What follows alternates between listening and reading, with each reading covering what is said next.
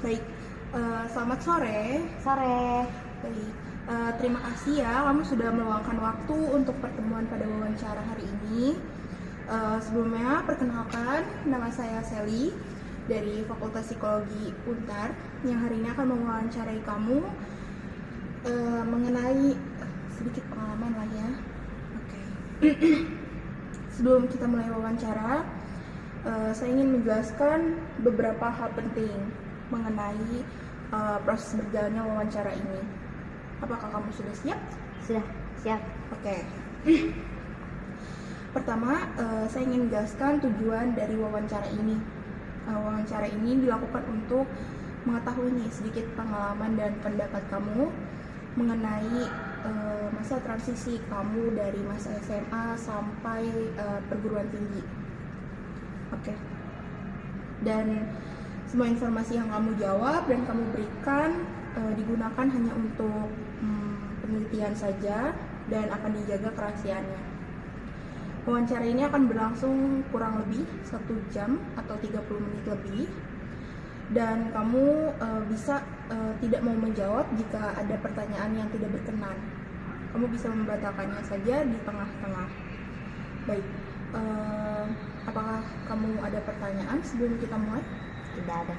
Baik, jika tidak ada, saya ingin meminta kamu untuk menandatangani formulir ini sebagai bentuk persetujuan kamu dan kamu berkenan.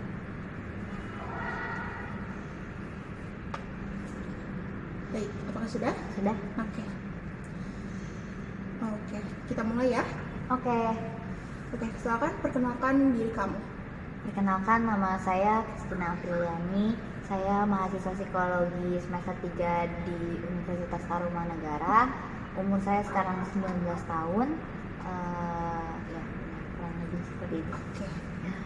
Berarti sekarang kamu umurnya 19 ya? Iya, benar. Oke. Kan kamu berkuliah di Untar ya? Iya, Terus juga jurusannya psikologi. betul.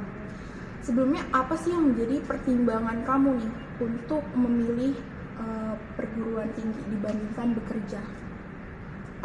Karena aku udah pengen jadi psikologi itu dari SMP kelas 2. Jadi kan kalau mau jadi psikologi nggak mungkin cuma dari SMA, lulus SMA aja, harus melanjuti ke jenjang pendidikan yang lebih tinggi, yaitu harus ke perguruan tinggi dulu.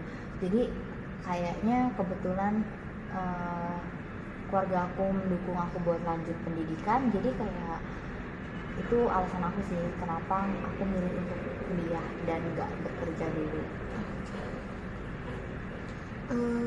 Berarti kamu udah mau jadi psikolog itu dari kelas 2 SMP ya?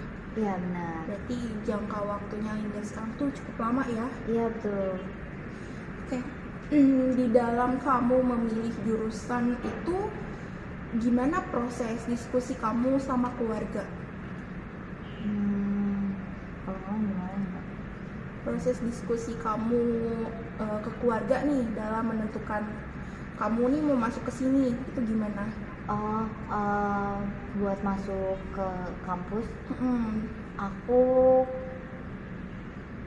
karena waktu itu kan aku udah pengen jadi psikologi dari semester 2, kelas SMP kelas 2. Habis itu aku tuh waktu awal-awal SMA kelas 3 aku tuh ditanyain sama kakak aku kayak abis ini mau kuliah di mana, abis itu aku bilang kayak mau jurusan psikologi gitu. Tapi keluarga aku tuh awalnya nggak dukung gitu. Mereka kata mereka psikologi tuh susah, abis itu jenjang pendidikannya panjang, jadi kayak nggak diizinin gitu. Terus aku kan aku DP setahun karena ada sesuatu di keluarga aku. Waktu itu mamaku sakit, jadi kayak pas bener-bener lulus SMA mamaku sakit, aku disuruh buat nemenin, itu bener-bener harus dikontrol. Jadi aku mutusin buat sebenarnya bukan aku sih, kakak aku nyuruh aku buat kayak nemenin dulu gitu. Setelah dari situ jalan 6 bulan, mungkin aku bilang ke kakak aku kayak, ya aku pengen kuliah aku masih mau kuliah di jurusan psikologi gitu. Habis itu mereka ngizinin, jadi sih Hmm. gitu sih. Dan kalau untuk pemilihan kampusnya, karena kakak aku kan semuanya ada yang dari SMP udah asrama di luar, SMA-nya, habis itu kuliahnya di luar, gitu kan udah nggak di rumah lagi ngerantau gitu. Aku juga pengen, aku tuh sebenarnya pengennya tuh dari SMA, tapi mama aku tuh belum ngizinin karena katanya masih terlalu kecil. Habis itu mama aku bilang kayak nanti aja pas kuliah, tapi pas kayak ada itu kakak aku bilang kayak oh ya udah boleh psikologi tapi yang kayak pulang pergi ya ke rumah harus pulang gitu. Jadi karena ngelihat Untar akreditasnya bagus dan bisa pulang pergi jadi miliknya Untar. Oke, berarti proses kamu dalam berdiskusi baik menentukan fakultas, jurusan, dan kampus tuh berarti lama banget ya? Betul. Oke, berarti selama itu tuh kamu bener-bener emang mateng banget ya, pengen kayak bulet banget gitu pengen ke psikologi. Iya. Oke, siapa yang paling mempengaruhi keputusan kamu dalam memilih jurusan? Karena pertama karena didikan keluarga mungkin ya kan, karena kakak aku tuh yang pertama tuh kayak ada quotes yang kayak bilang anak pertama tuh tumbuh bareng orang tuanya gitu. Jadi papa aku tuh lebih keras banget ke kakak aku, jadi kalau misalnya kakak aku tuh bakal eskul tuh harus ada hubungannya bukan berhubungan dengan akademik gitu, jarang banget kayak ngikutin nama-nama akademik gitu.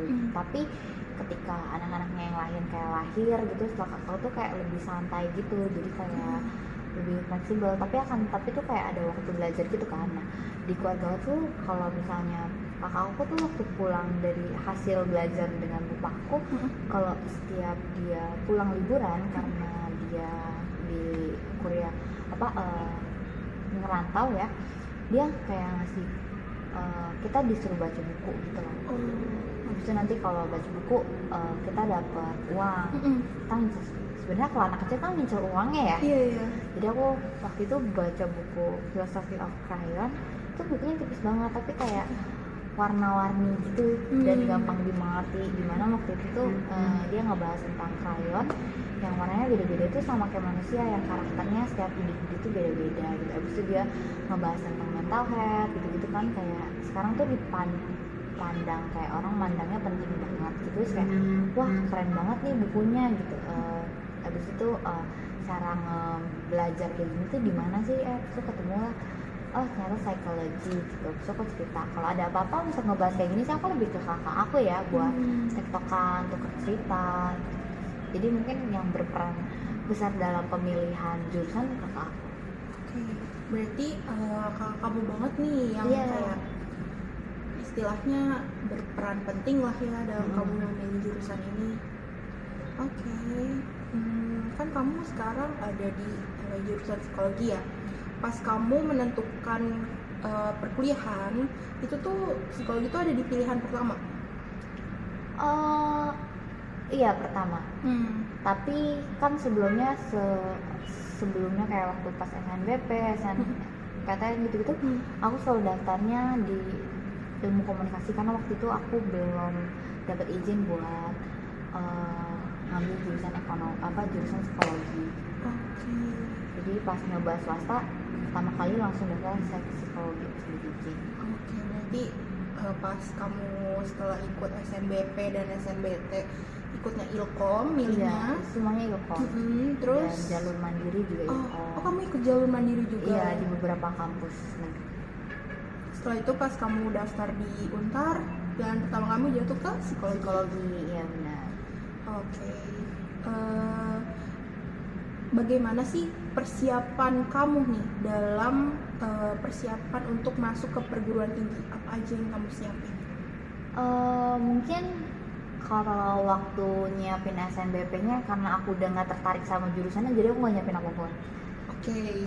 Tapi pas kan aku kan break setahun ya, waktu pas udah karena ini swasta, jadi aku mulai daftar tuh di Untar Desember kalau nggak salah. Pas dari situ pas biar 6 bulan pertama tuh kayak nyari-nyari kampus yang swasta yang dekat-dekat rumah yang akreditasnya A gitu-gitu sih.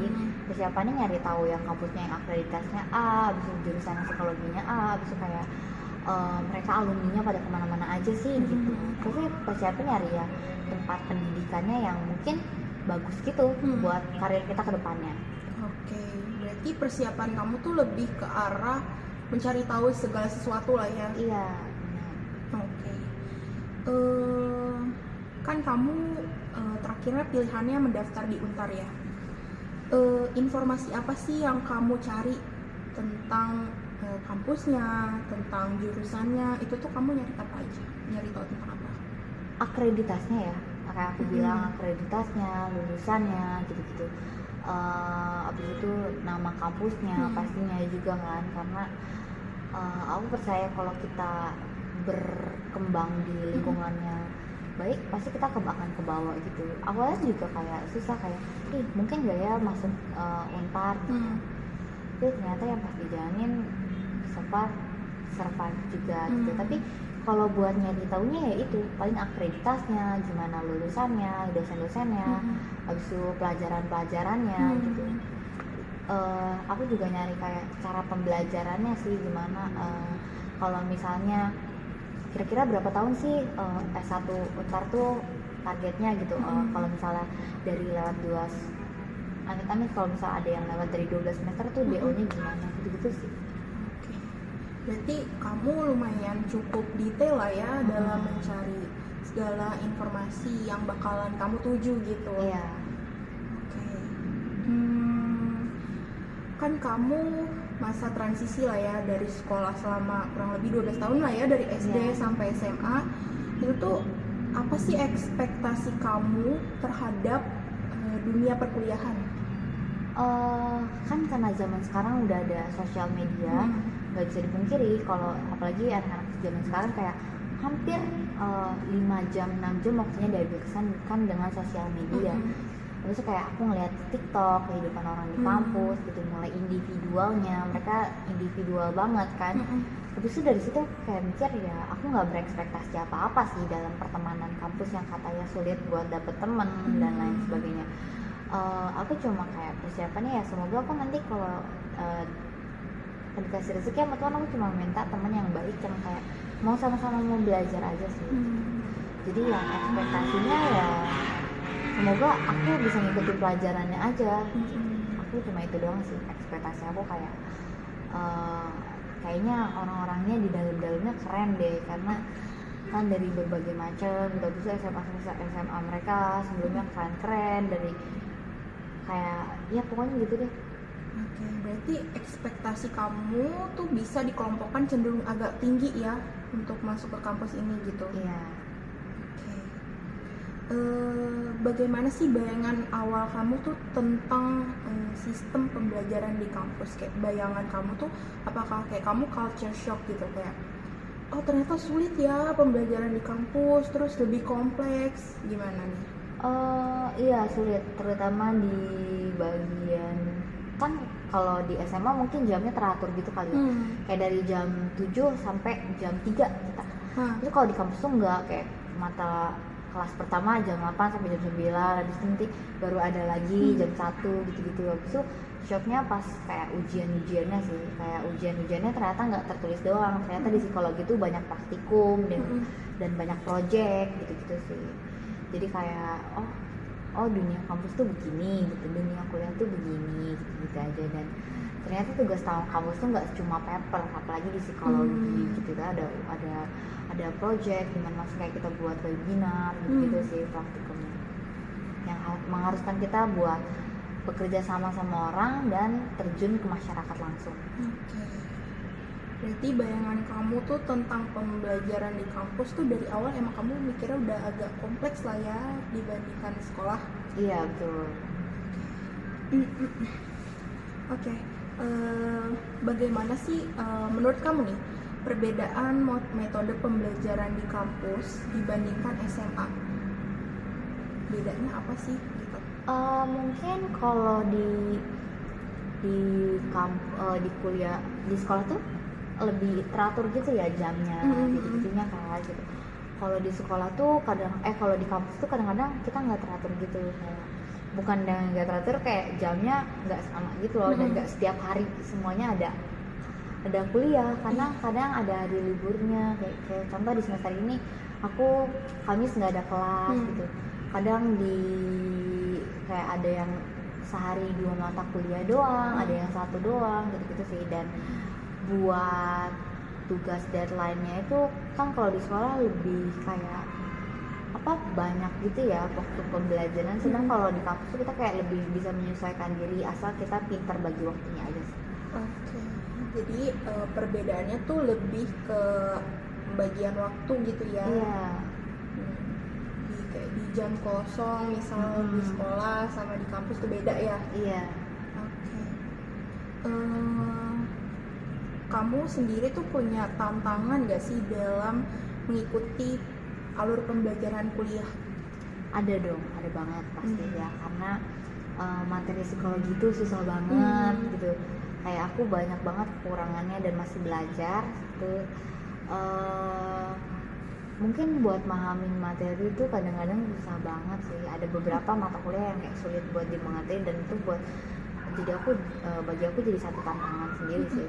Dan kayak ya poin pentingnya kalau kita punya temen yang baik yang kayak mau belajar bareng-bareng, ngasih tahu salahnya di mana, kurangnya di mana, itu sih.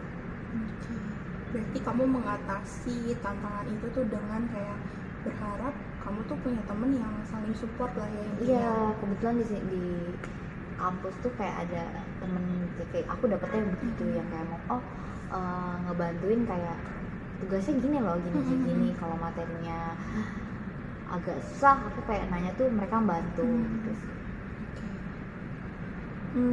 Bagaimana kamu menyesuaikan dengan sistem SKS? Kan ada ya di kuliah SKS. Nah, gimana sih kamu menyesuaikan diri gitu dari semester 1 nih? Wah, ternyata ada SKS. Lalu kamu gimana? SKS, iya aku kayak di kuliah tuh ada SKS ya, kayak setiap mata kuliah tuh ada SKS-nya gitu. Mungkin untuk beberapa mata kuliah yang kayak SKS-nya besar lebih diprioritaskan ya, karena kalau ngulang sayang banget gitu. Dan yang kalau misalnya SKS-nya untuk mata kuliah yang susah juga diberikan perhatian yang lebih, kan attention atau buat waktu pembelajarannya buat memahami materi itu lebih banyak sih. Agar nggak ngulang aja tujuannya. Berarti kamu tuh beradaptasi dengan sistem SKS ini tuh sebentar atau lama gitu, kayak sebentaran aja udah paham dengan sistem ini atau agak lama? Mungkin baru paham banget tuh pas di semester 1-2 selesai kali ya. Pas semester 3 ini kayak udah ngerti gitu. Semester 1-2 tuh kayak masih kayak ini SKS, masih kayak perkenalan gitu, adaptasi gitu. Jadi penilaiannya begini ya gitu. Pembagian tugas, nilai tugas, UAS, UTS-nya begini ya gitu sih. Tapi sekarang kayak udah ya mungkin adaptasinya waktu semester 1-2. Sekarang udah lebih ngerti. Di tahun pertama kuliah lah ya? Iya benar, tahun pertama kuliah. Kan kamu selama berkuliah ini banyak materi ya pasti dari dosen. Kesulitan apa sih yang kamu hadapi dalam memahami materi kuliah? Mungkin kayak di psikologi tuh kalau untuk yang berhubungan dengan neuron sekarang gitu aku butuh perhatian lebih dan hitung-hitungan sih, karena aku nggak nyangka kalau di psikologi kayak ada statistiknya gitu, ada kuantitatif yang kayak perlu SPSS gitu, tuh perlu banyak angka dan belum lagi alat-alat psikologi yang ternyata wah gitu perlu hitung-hitungan ya gitu. Dan itu buat jadi satu tantangan aku tersendiri buat aku sendiri. Jadi kayak aku perlu attention buat mereka buat mata kuliah itu, buat pahamin mata kuliahnya. Berarti di beberapa matkul kamu ada sedikit kesulitan dan kamu memperhatikan lebih gitu ya? Betul. Gimana sih strategi kamu tuh dalam mengatur waktu belajar? Kan pasti kamu di kuliah juga sibuk, di luar kuliah juga sibuk. Itu tuh gimana strategi kamu dalam pengaturan waktu? Kalau misalnya di awal kuliah tuh kan ada dosen ngejelasin ini kan buat pembelajaran selama 1 tahun ke depan, 1 semester ke depan, kayak apa namanya, ngasih SKS-nya, kontrak perkuliahan. Bukan yang kalau materi ini RPS-nya, rancangan pembelajaran selama 1 semesternya gitu. Jadi kalau misalnya ada project yang kayak kita tahu nih, wah project UASnya susah nih, kita harus udah mulai nyari-nyari materinya gitu. Atau tugas-tugasnya yang bisa dicicil, kayak misalnya buat poster gitu-gitu kita selesaiin di awal. Aku lebih prefer yang kayak misalnya kalau lagi nggak kumatnya, malesnya lagi nggak kampus sih, aku usahain kayak buat nyelesain tugas apapun tuh di awal sebelum mepet deadline. Jadi kayak bisa aku nanti bisa santai gitu loh. Waktu santai aku lebih banyak. Aku selalu nge-distract diri aku gitu sih, kayak harus bikin tugas sekarang gitu, biar nanti bisa santai-santai gitu. Kalau nanti santai-santainya setelah tugasnya selesai malah lebih bagus.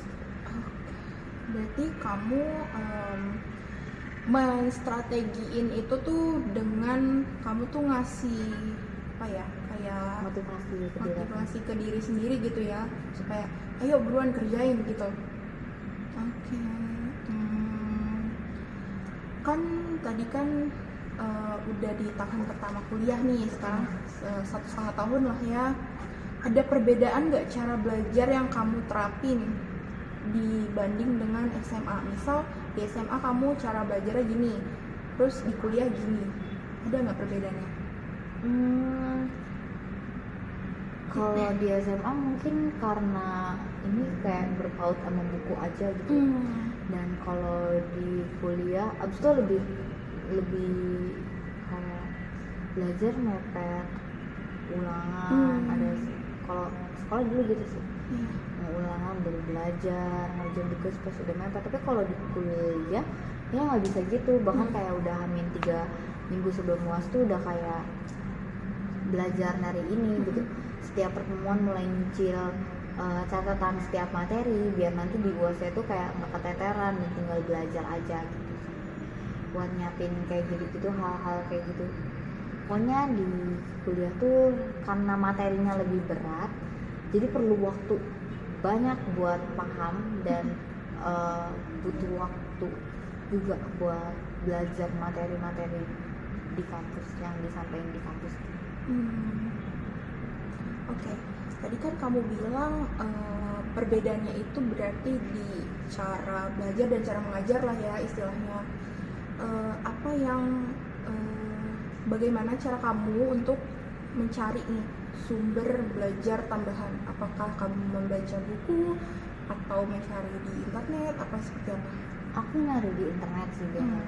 Kayak aku kan orangnya harus listening voice gitu ya, jadi kayak nyari bacaan kayak materi-materinya di YouTube gitu-gitu.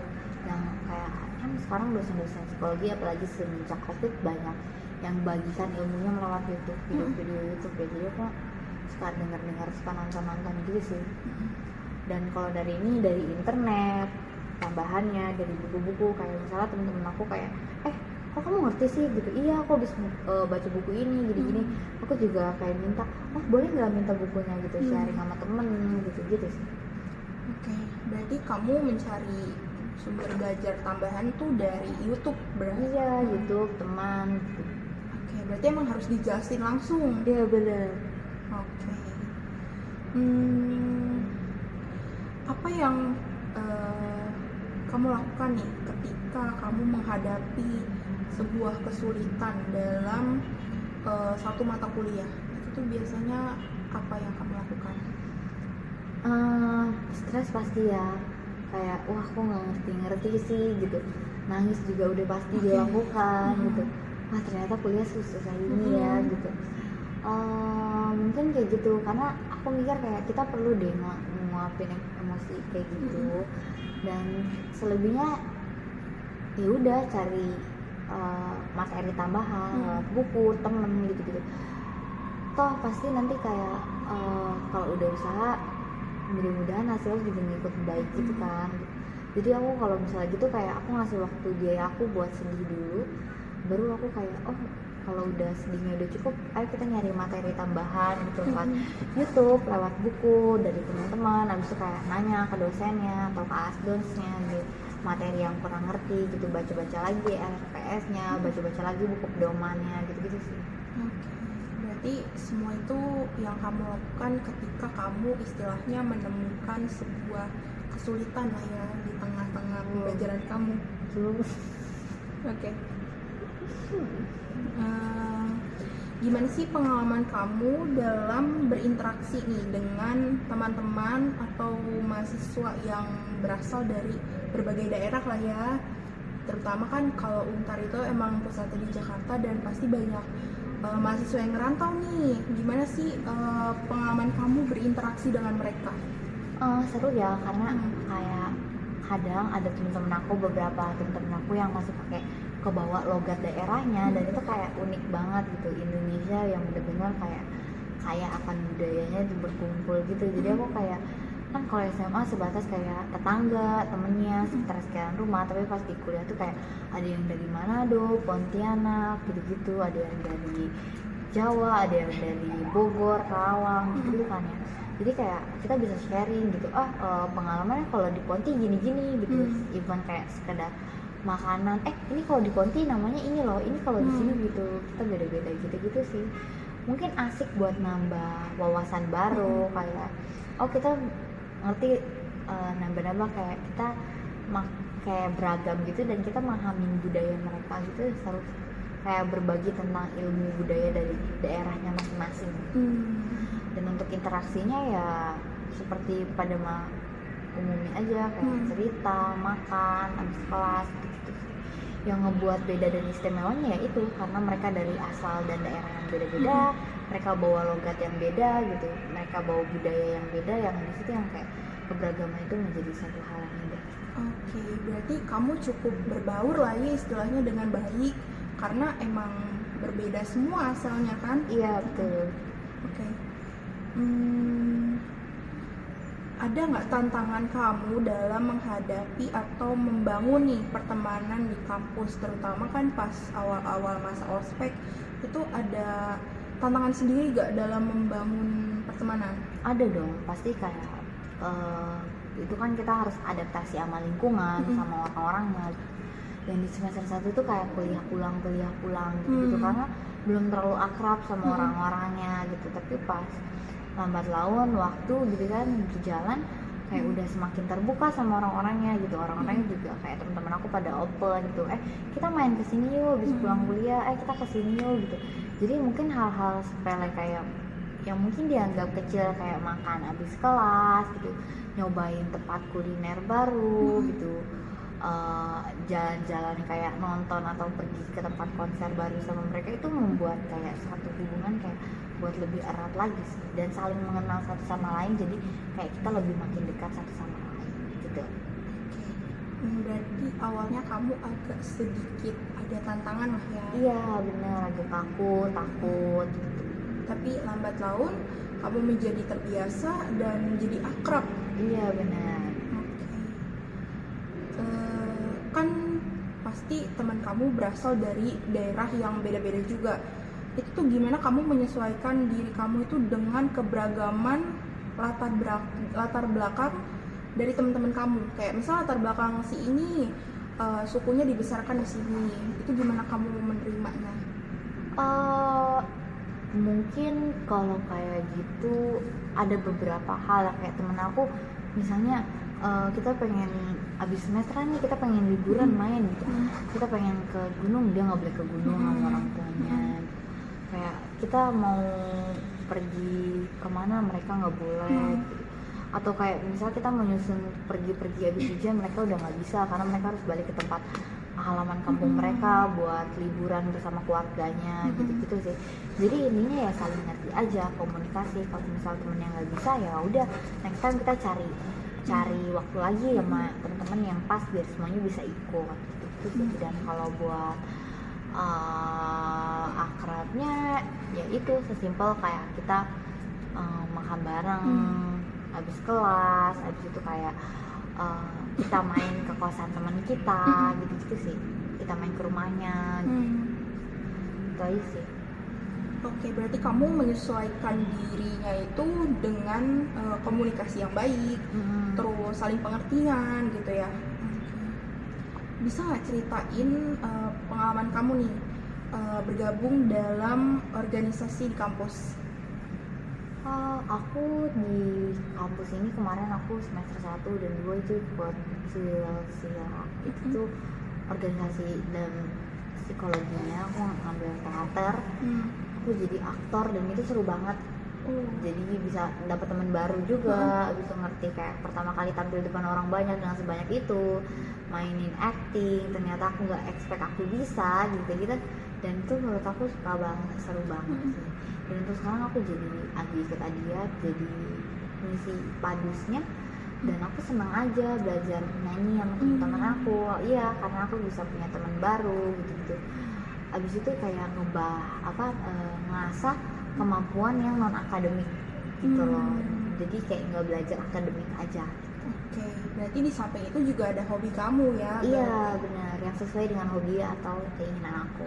Oke, kan kamu udah berkuliah hampir 3 semester ya? Iya. Bagaimana sih pengalaman kamu dalam berkomunikasi dengan dosen? Pasti kan berbeda dengan SMA toh. Berbedanya pasti karena di SMA ada guru, di perkuliahan ada dosen. Gimana sih pengalaman kamu nih?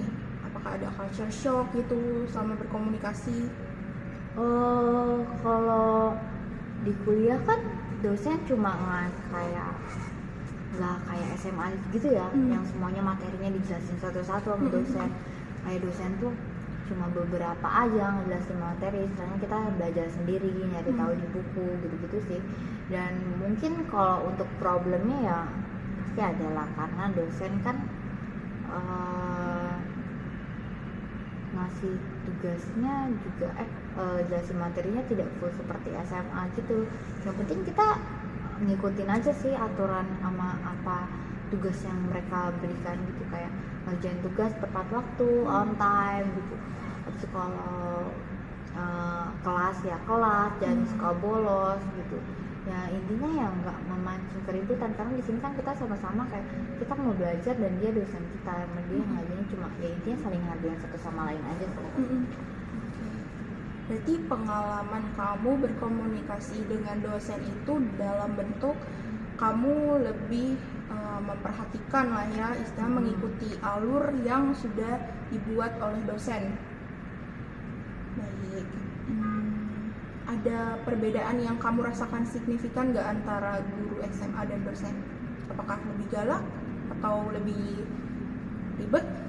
Gimana nih? Mungkin dari dosennya nggak ada, cuma tugas-tugasnya aja sih yang makin berat. Berarti lebih ke arah mata kuliahnya? Iya, beban tugasnya. Bagaimana kamu mengatasi rasa sungkan kamu saat semisal konsultasi atau bimbingan nih ke dosen? Misalkan ada tugas yang mengharuskan kamu untuk berkonsultasi lah ya tentang tugas. Itu gimana kamu ngadepin rasa sungkannya itu?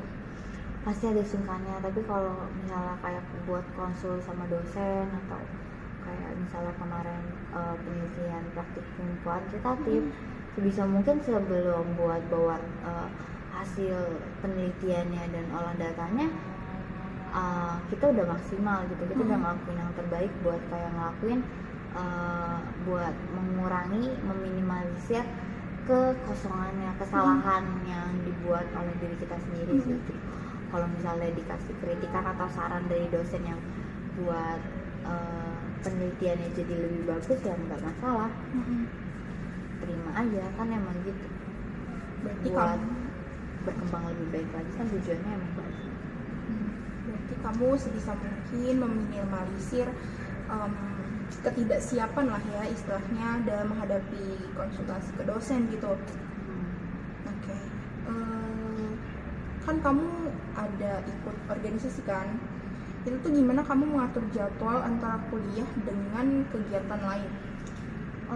Kalau kayak gitu sih aku pintar bagi waktunya. Kalau harus pintar bagi waktunya, karena kalau ada tugas harus, karena aku kuliah di psikologi itu buat nyari ilmu, tentu prioritas utamaku adalah kuliah. Jadi kalau misalnya itu aku sebisa mungkin kalau ada deadline tugas tuh aku langsung buru-buru kerjain, biar nanti kalau ada kegiatan organisasi nggak ngeganggu dan tugasnya udah kelar. Jadi sama-sama saling menguntungkan dan nggak ada beban pikiran. Berarti kamu mengatur lah ya prioritas yang bakalan kamu kerjain duluan yang mana kayak gitu. Apa strategi kamu dalam mengelola deadline tugas? Kan berarti kamu dalam psikologi ada matkul berbeda kan? Tiap matkul punya tugas dan deadline-nya masing-masing. Itu tuh gimana kamu mengelola deadline tugas yang berbeda gitu? Mungkin diurutin dulu dari siapa yang deadline-nya cepat. Kalau pasti yang deadline-nya udah mendekati itu yang pasti aku duluan kerjain sih gitu. Dan selain deadline yang kayak butuh kayak tugasnya susah atau butuh perhatian lebih buat ngertiin materinya, itu pasti dikerjainnya di awal. Mungkin pintar-pintar milih prioritas tugas mana yang harus dikerjain lebih dulu gitu sih. Gimana kamu menyeimbangkan waktu belajar kamu dengan waktu istirahat kamu? Mungkin kalau semester 1 karena baru, dan semester 2 itu berantakan banget. Kadang bisa ngerjain tugas sampai jam 2, jam 3, habis itu jam 6 udah berangkat lagi ke kampus. Tapi semester 3 ini tuh kayak lebih kayak nggak boleh santai-santai. Kalau ada tugas langsung kerjain, jadi kayak waktu tidur tuh nggak keganggu gitu. Karena waktu itu sempat drop, jadi kayak sekarang tuh bisa kayak harus pintar-pintar supaya waktu tidurnya nggak keganggu. Oh, kamu sempat drop gara-gara? Iya, karena keteteran lah ya istilahnya. Iya, karena aku waktu itu belum bisa manage waktu, jadinya gitu. Baik. Gimana? Sorry bentar. Kamu ini merantau atau ngekos atau tinggal bersama orang tua? Berarti pulang pergi? Aku tinggal sama orang tua aku. Berarti kamu berarti kan diberikan uang saku dong? Iya, benar. Itu tuh gimana kamu mengelola uang saku atau biaya hidup kamu sendiri? Mungkin kalau uang saku kan aku dikasihnya per bulan, jadi kayak di awal tuh kalau dikasih itu langsung kayak ada beberapa hal yang aku pertama tuh buat tabungan aku dulu, kayak buat nanti di akhir semester aku mau kemana gitu-gitu. Jadi itu tuh kalau setiap awal bulan ada uang sendiri yang udah aku tabungin gitu di awal. Dan untuk ini sih paling manage waktunya kayak masalah jajan sama teman-teman gitu-gitu kan ya. Kadang nggak jarang kalau udah mepet-mepet buat lebih hemat ya bawa bekal dari rumah gitu. Saya gitu sih, paling kalau aku ngeluarin uang memanage itu ya paling buat transportasi aja, buat ke kampus gitu. Dan yang kalau misalnya kayak kebutuhan buat itu aku kayak kadang-kadang bawa bekal, atau kalau misal aku lagi stres sama diri aku ngasih reward diri aku jajanan enak, dan itu juga jarang banget. Berarti diakalinnya tuh dengan bawa bekal gitu, terus lebih berusaha untuk hemat lah ya. Iya, betul. Kamu tuh ada menentukan prioritas keuangan kamu nggak? Dari kayak yang paling krusial sampai yang paling enggak? Ada, karena yang paling penting tuh kayak tabungan. Aku ada tabungan gitu buat aku tuh nabung kayak buat nanti akhir semester kayak dipakai nih buat nonton konser atau jalan-jalan gitu sih. Selebihnya kayak pertama buat kebutuhan skincare itu kayak transportasi buat ke kampus, itu 3 hal yang nggak bisa diganggu gugat. Habis itu setelah lainnya kayak jajannya masih bisa diatur sih.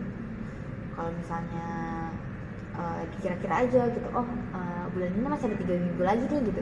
Oh jadi kamu kayak aku biasanya baginya kayak per hari gitu, per hari kamu jatah jajannya cuma segini ya gitu, kamu nggak boleh lewat dari sini. Kalau kamu lewat dari ini, kamu besok berarti ngutang ke hari lain, ada yang harus hemat gitu. Oke, berarti itu bisa masuk ke dalam strategi lah ya untuk mengatur keuangan kamu tuh supaya berjalannya tuh teratur gitu. Iya, supaya tidak terjadi overload lagi dan meminta uang jajan lebih. Oke, berarti sebisa mungkin kamu menghindari hal itu. Iya, benar. Oke. Gimana kamu menyesuaikan diri kamu sebagai mahasiswa nih dengan rutinitas baru? Kan pasti dalam seminggu kamu nggak kuliah setiap hari kan? Itu gimana kamu menyesuaikan rutinitas baru kamu? Mungkin kalau di kampus karena pertama kali waktu itu ya, jadi kayak bagi waktunya karena memang aku jauh harus berangkat pagi-pagi banget kalau ada kelas pagi gitu-gitu. Jadi kayak aku ngebayangin kayaknya selama 3 semester ini, kalau aku ngebayangin kayak wah kalau aku full seminggu nonstop berangkat ke kampus, kayaknya badan aku gempor juga deh gitu, kayak drop juga deh. tapi selalu ada waktu kosong. Dan biasanya waktu kosong tuh aku pakai buat istirahat sih, atau mengerjain tugas. Oke, berarti tapi lama gak kamu dalam menyesuaikan rutinitas itu? Mungkin sekarang udah benar, tapi kalau tahun pertama tuh kayak masih berantakan gitu. Agak kacau lah ya. Iya betul. Terus apa perubahan yang paling signifikan dalam keseharian kamu? Kan sehari itu 24 jam ya. Itu apa perubahan yang paling berasa lah istilahnya? Mungkin manage waktu dari kayak istirahat gitu. Sekarang tuh kayak semester 1 tuh bener-bener berantakan banget, kayak tidur 3 jam, 2 jam sehari, abis itu full di kampus gitu. Sekarang tuh kayak bisa harus istirahat gitu perubahannya. Dan tugas di kampus tuh banyak banget, jadi kayak pinter-pinter lah ini waktunya. Kadang tetap ngasih kayak waktu buat istirahat, kayak pas makan sambil nonton film gitu-gitu. Pas waktunya kayak ada waktu belajar ya jam belajar, jadi nentuin kayak oh terakhir tidur tuh jam 11, pokoknya jam 11 tuh udah semuanya harus tidur gitu.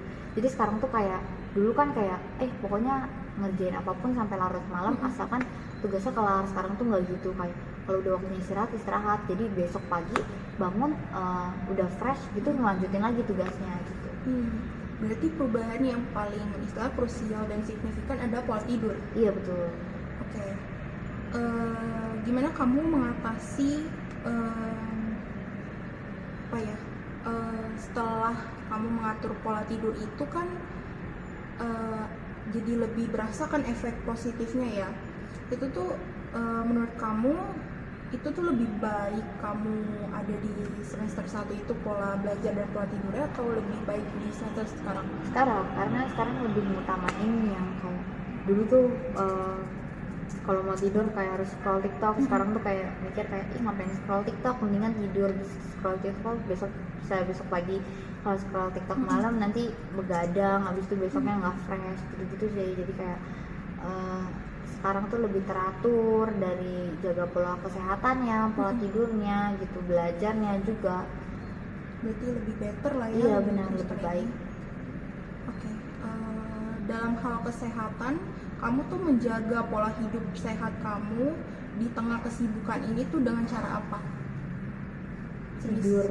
Kamu makan makanan yang lebih sehat? Oh ya, pasti aku kayak kalau kuliah tuh lebih tertata waktu makannya.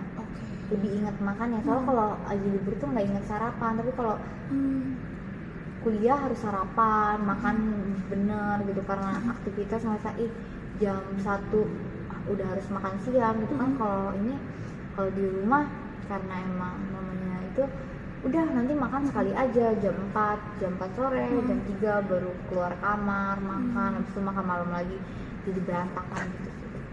Pola makan gitu, jam waktunya lebih keras. Kan tadi di awal semester kamu sempat mengalami transisi lah, agak oleng sedikit ya. Itu tuh kamu apa yang kamu lakuin untuk mengelola stres gitu yang kamu hadapi?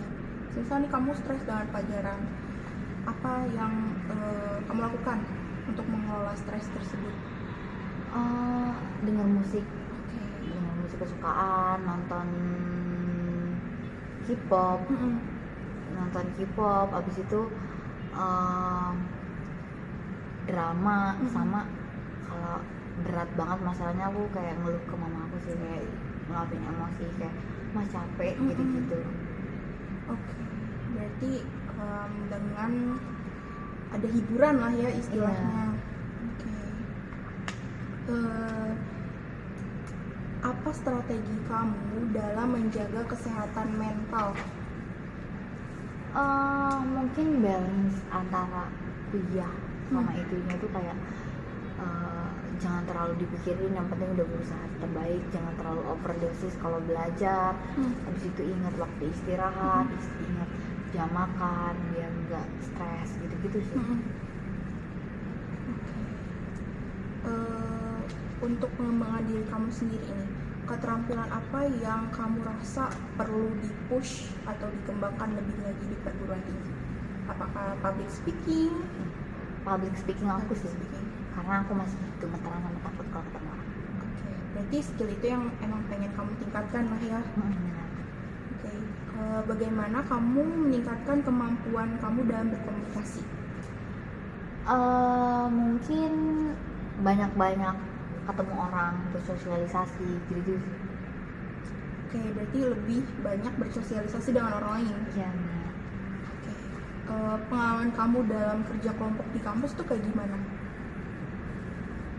Apakah kompleks dengan orang-orang baru dan unik gitu atau gimana dalam Kalau kerja secara kelompok? pribadi di psikologi banyak banget tugas kelompoknya dan rata-rata tugas kelompok. Jadi itu yang buat kita kayak buat ngertiin individu antara orang dengan orang lain. Ya intinya satu, komunikasi gitu. Jangan sampai komunikasi aja. Ya nggak sih? Mm-mm. Oke. Kamu kan ada niatan untuk belajar tentang kepemimpinan gak atau leadership. Itu kamu mau gak seenggaknya belajar itu? Aku kayaknya bukan orang yang harus yang nggak bisa memimpin. Aku lebih cocok jadi anggota. Oke. Untuk karir dan masa depan, kamu ada rencana gak setelah lulus kuliah mau ngapain?